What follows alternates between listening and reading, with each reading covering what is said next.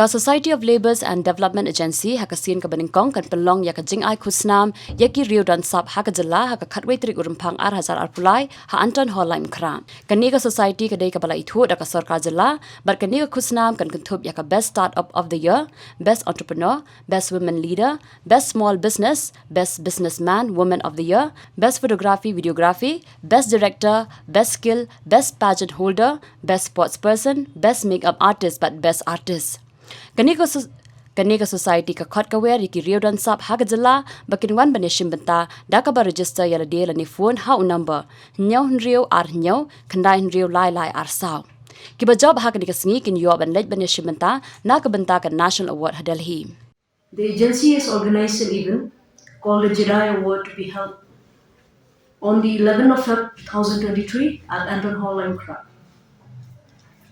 The award is to be given to all around Meghalaya as the Best Startup of the Year, Best Entrepreneur,